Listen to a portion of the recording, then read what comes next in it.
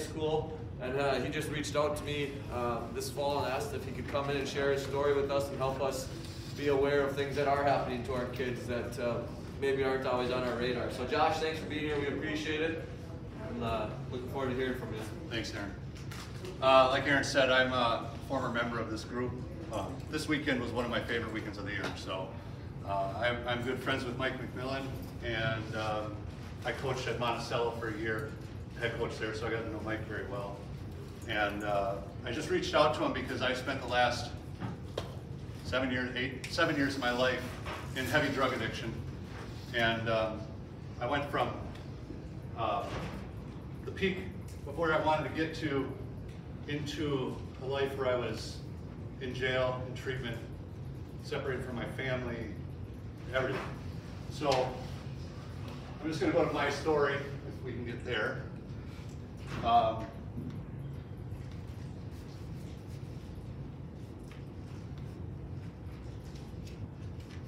just going to go off this.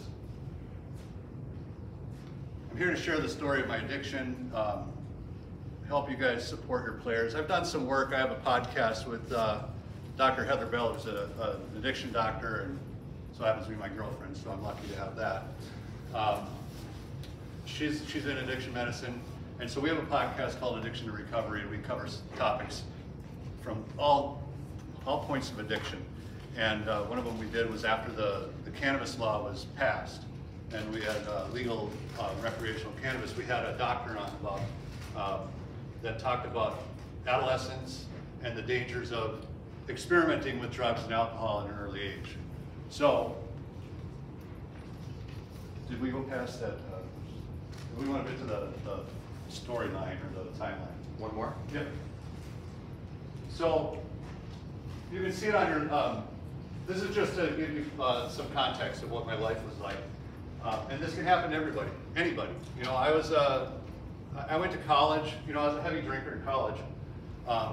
When I played a year of college hockey and then got into coaching right away, I decided I wanted to coach for a full-time job, which I can't do, you know, I wasn't there yet, so I decided to go into teaching. I got my social studies degree and my minor in coaching.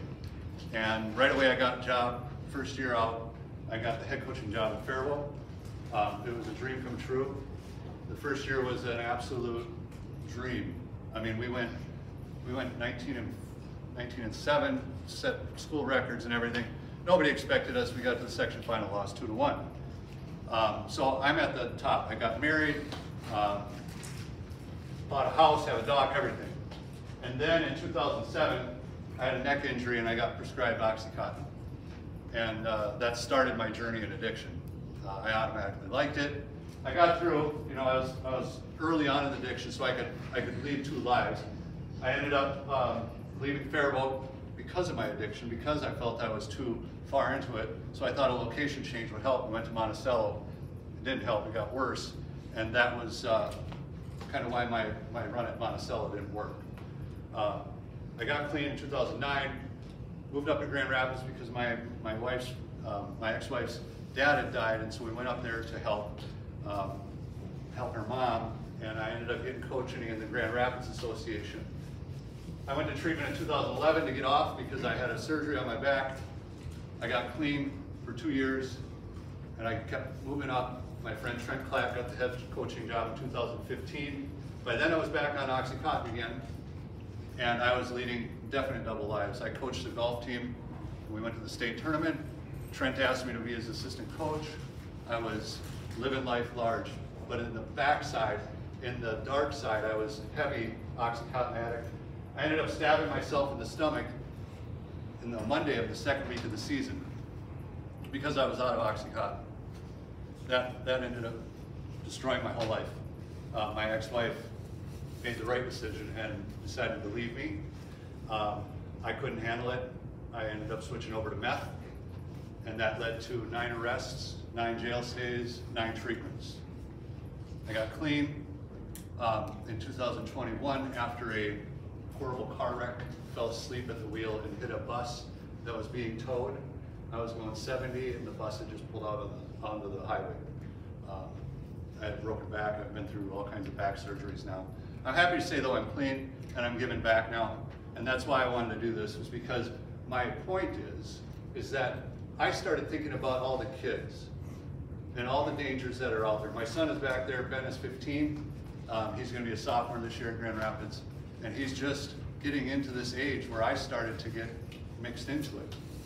And so I thought, well, maybe I could come at least to the boys hockey meeting and start maybe giving some information about addiction and about substance use in high schoolers.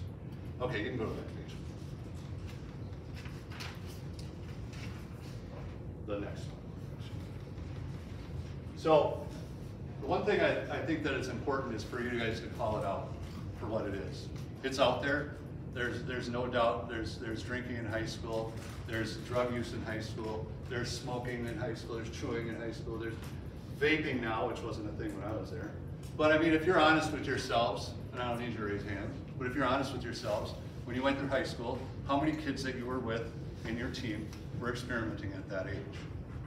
You know I was. Maybe I'm the only one. So you got to understand that it's out there. The other thing is that it can have lifelong impacts. I didn't necessarily become an addict right after, but it started for me.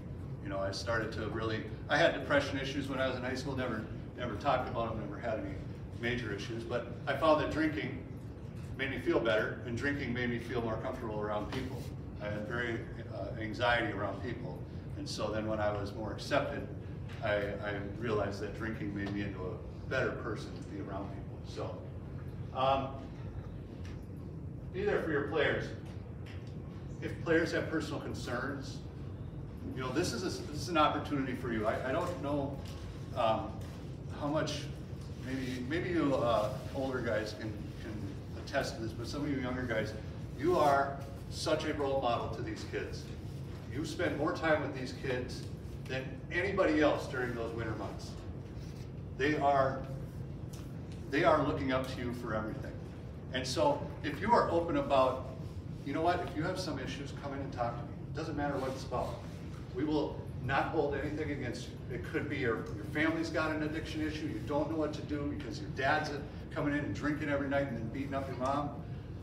Whatever, you know, something to talk about, but you guys have to be open to have that happen. And you reach out that olive branch at the beginning of the year. Okay, next slide.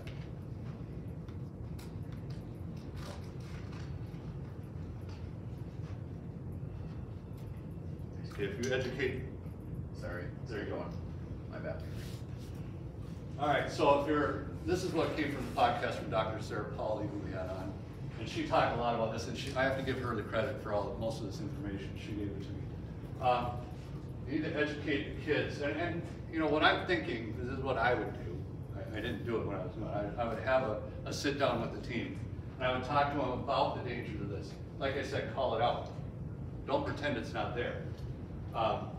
Ask your kids to identify about risk factors, and I'll talk to you about the risk factors. 1 in 4 young people who use drugs, even intermittently, will go on to develop a substance use disorder, which is an addiction. Next slide. So, youth who want to be able to socially drink into adulthood are recommended to not try until their 20s. You know, this is all information that you can try and get to them. You know, your brain is not developed at 18, 17, 16 enough to really start putting some of those things in your system. You have a much higher rate of your brain development if you start using them in your teens. You're more likely to be able to experience being intoxicated and still be able to make good choices if you wait until that's why they have a drinking age of 21. And you'll have less risky behaviors while using it if you wait until that point. Now this is a part that you guys are going to be able to see because you see these players every day. And I'm not asking you to bust them. That's the thing, is that my message and Dr. Bell's message, we're not about crime and punishment. We're not about this, okay, you're going to feel shame, you're going to do the 2 weeks. My goal is to get you to catch this early. Okay, next. Say the signs that, I think we might have missed a slide, but I want to say that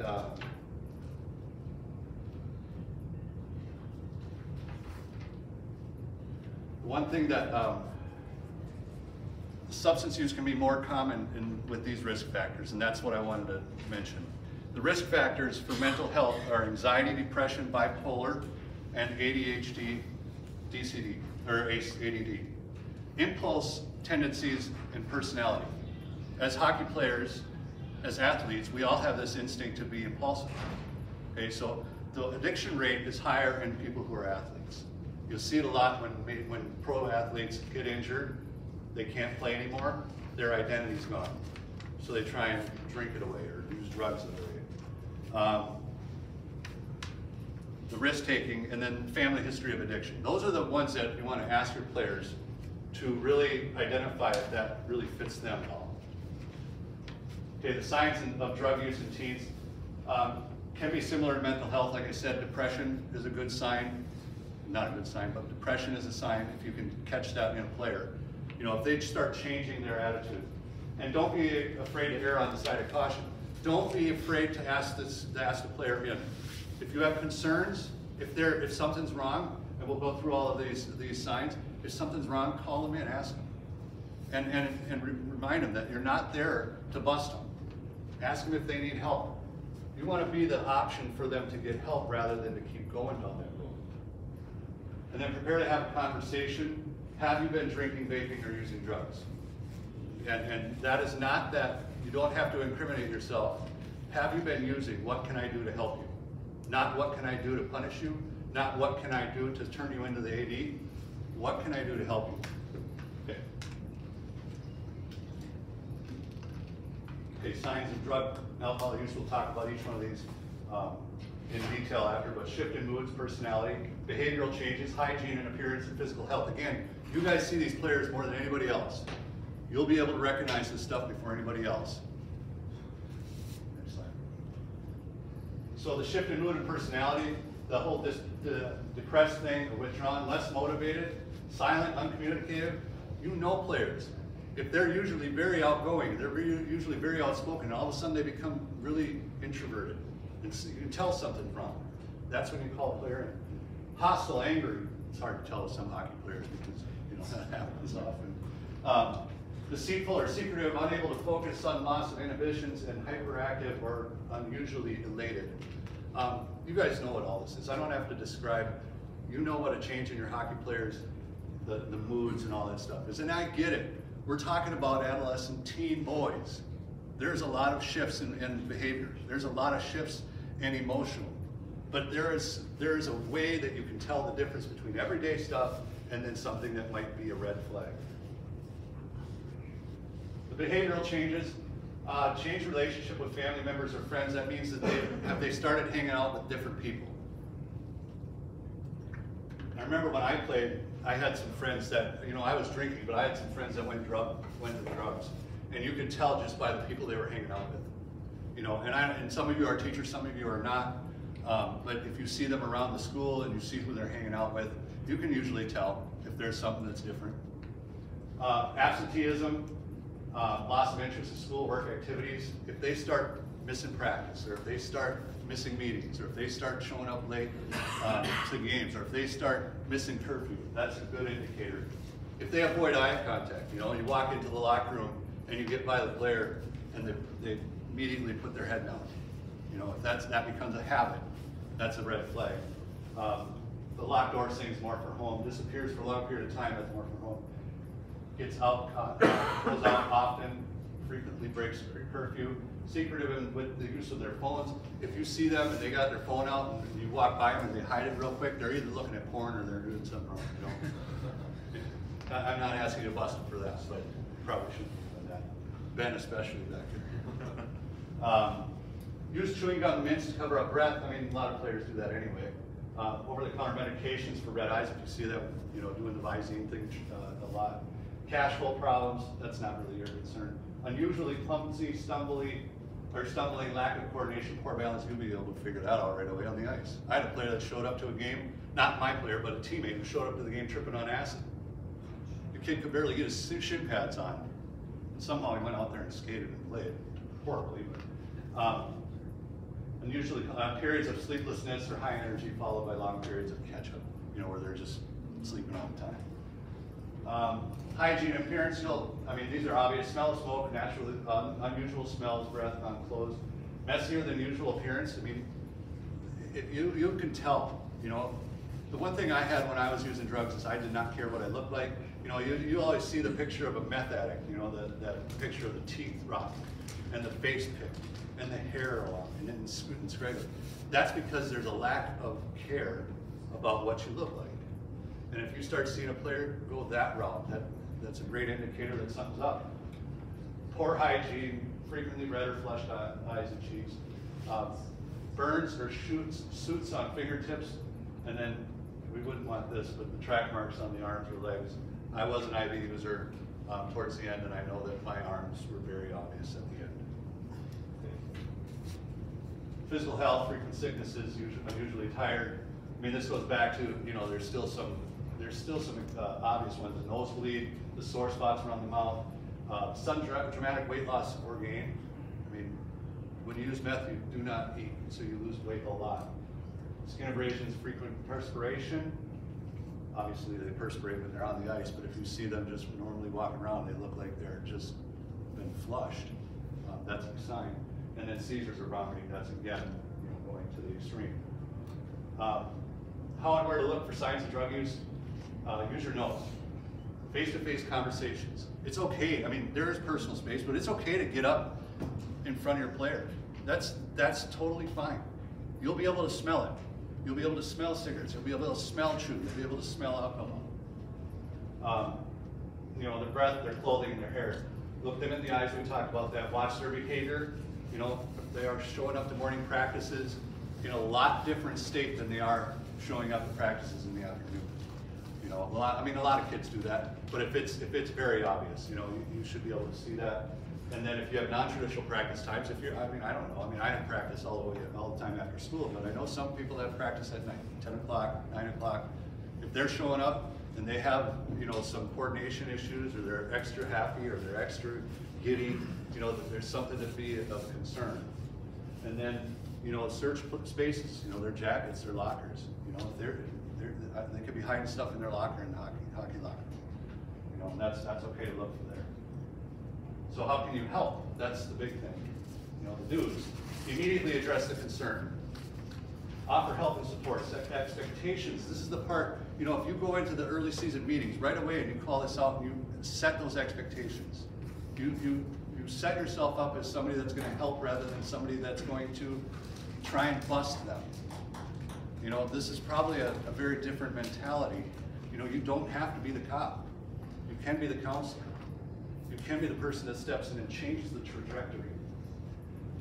You know, and I hate to say this because I didn't do it, but expect all coaches to set good examples.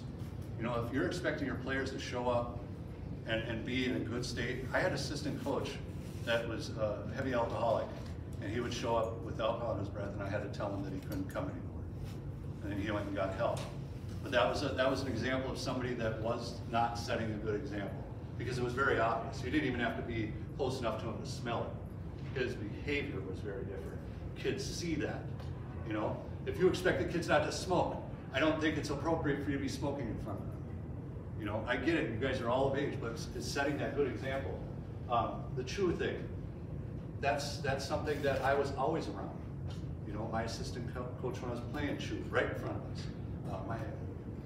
My assistant coaches when I was at Apollo, we all chewed, you know. And I look back at that, I think, what a bad example I was setting. Don't pretend you didn't overhear party plans. Call that out. You know, it's like you walk in, you're like, I don't want to hear this. You know, I did that, and I just turned a blind eye. My opportunity to say something. Ignore smells, substances, selective enforcing rules. You know, you got your star player, and you suspect something, you leave him alone. That star player is probably at higher risk of developing an addiction issue than the player that's your fourth line center. You know why? Because that top end player is feeling burdened and feeling overwhelmed by the expectations that he has. He may have junior scouts looking, he may have college scouts looking at him. His parents expect him to get to that next level. You know how it is, they keep pushing and pushing and pushing, and then all of a sudden they find something, some substance to help them ease that, they're the ones that you want to really take care of. They're not the ones that you want to turn a blind eye to, because those are the ones, I've seen it time and time again, those players that end up falling short of the expectations that get caught in addiction.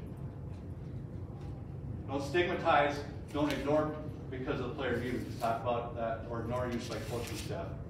And I think the one I forgot to put on there was, do not shame. If your player gets into a situation where he does get caught, do not shame them. It's not a spot to put them in the spotlight and say, this kid did something wrong. Offer some help. And I'll talk about that at the end. What to do with players, and this is what I was just talking about them. They already have so many people coming down on them. You know, parents are pissed. The players are pissed. Maybe the college coaches are pissed.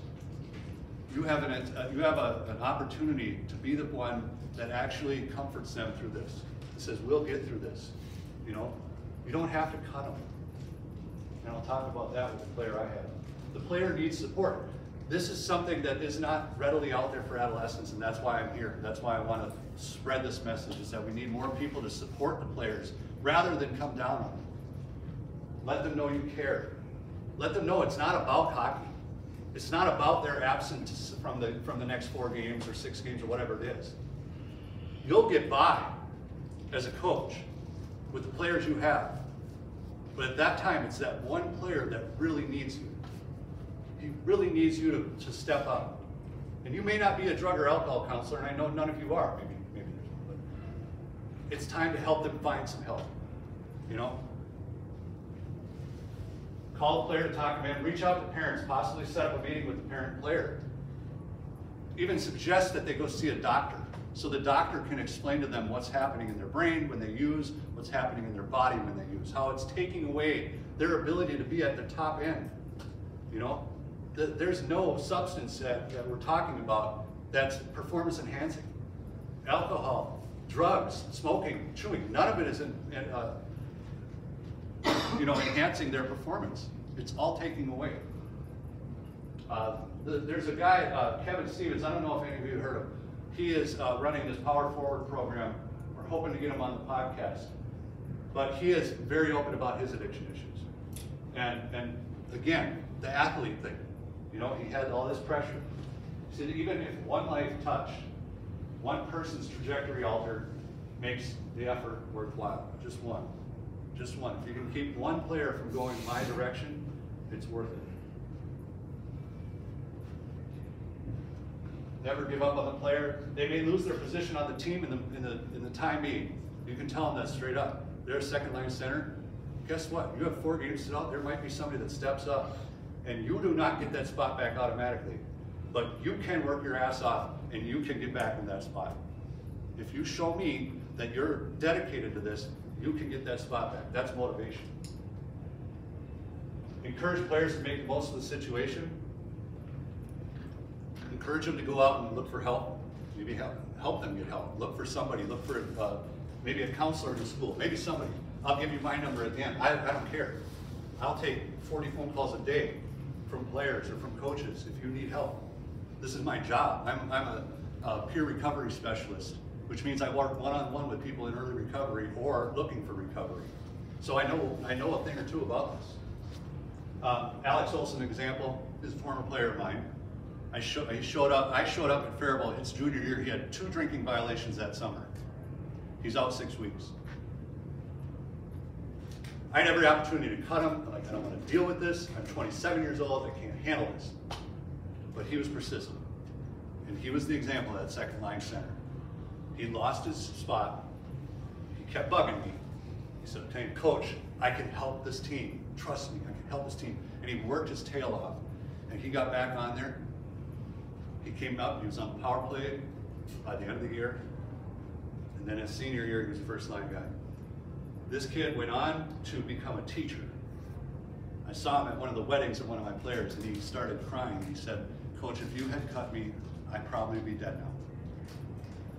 And I didn't even think about it at the time. I was just like, it's my job. I mean, I was mad at him, but I just kept him along.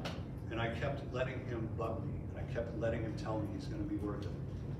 He was supposed to write a letter today. but he was in my economics class too, and he would always hand in stuff late, so I'm not surprised. He's like, Coach, I thought I had more time. I was like, yeah, you said that in economics class too. Coaches are so important. Like I said, you spend so many hours with your players. You listen to the coaches. You are their role models. You know, some of them don't have dads. Some of them don't have, you know, engaging parents. You are somebody they look up to. I had the honor of having Tony Kuchar as my coach. It was his first year coaching, my sophomore year. I got to work with him for 3 years as a player. Then I started working with him as a coach on his team, and then I got to be a coach against him. He's been a friend of mine for 30 years. He set an example for me that I could look to when I was in my deepest, darkest place and say, I can make this. If I'd showed up, he'd always come give me a hug. He knew I was in addiction, but he did not shame me at all. I'd show up at the arena and he would just give me a hug and say, we love you. You know you can do this. That's the type of coach you want to be. Tony was, I'm sad that he's not coaching anymore, but Tony, if any of you know Tony, he's one of the greatest genuine person on the earth. And he's still to this day, I saw him yesterday and he said, good luck. He does not like getting up in front of people. Tony's not the type of guy. Like I said, you can fulfill a parenting role if the player does not have a dad, they're going to look to you as their dad, whether you like it or not.